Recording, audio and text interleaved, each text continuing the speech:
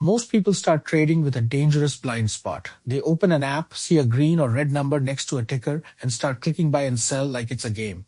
But that number represents something real, and if you don't understand what, you're gambling, not trading. So before you place a single trade, let's fix the foundation. Let's talk about what a stock actually is. A stock is ownership. Picture a real company, one that sells products, pays employees, and hopefully earns a profit. To raise money, that company divides itself into millions of tiny equal pieces called shares and sells them to the public. When you buy one share, you legally own one of those pieces. You are, in a small way, a part owner of the business. That is not a metaphor. If a company has 100 million shares and you own 100 of them, you own a real, if tiny fraction of everything that company is and earns. So where does the price come from? It is simpler than it looks. The market is a giant non-stop auction. On one side are buyers saying the most they'll pay. On the other are sellers naming the least they'll accept. When a buyer and a seller agree, a trade happens, and that agreed number becomes the latest price. That's it. The price on your screen is not some official value handed down from above.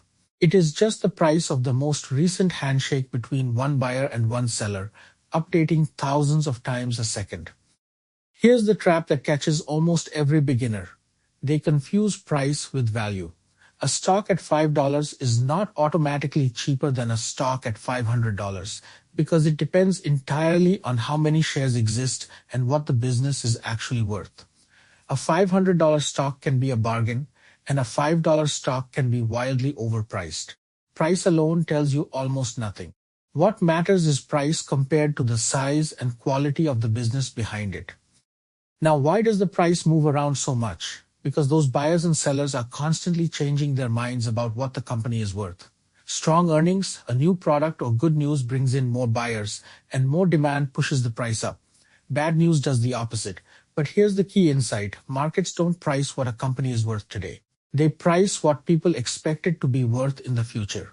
That's why a company can report record profits and still fall if investors quietly expected even more. You are trading expectations, not just facts. So how do you actually use this as a beginner? Simple. Before you ever look at a chart, be able to answer two questions about any stock you're about to trade. What does this company actually do, and why would anyone want to own a piece of it? If you can't answer those in a sentence, you're not investing or trading, you're just betting on a symbol. The chart and the timing come later.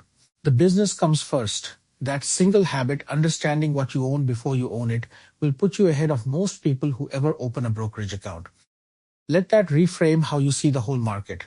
Every ticker on your screen is a real business with real customers, real revenue, and real risk.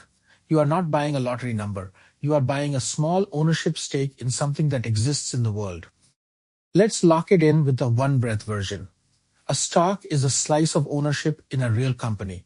The price is just the latest agreed trade in a continuous auction between buyers and sellers. And it moves because people are constantly repricing their expectations of the company's future. Understand those three ideas and you've built the foundation everything else in trading sits on. Charts, indicators, risk, all of it makes far more sense once you know what you're actually holding. That's what a stock actually is. Not a number, but a piece of a business priced by a crowd, changing on expectations. Get that, and you're no longer gambling on symbols, you're trading with understanding. If this made the market click a little more, subscribe and follow the Beginner Basics series because we build every lesson on exactly this foundation, one simple idea at a time. Education only, not financial advice.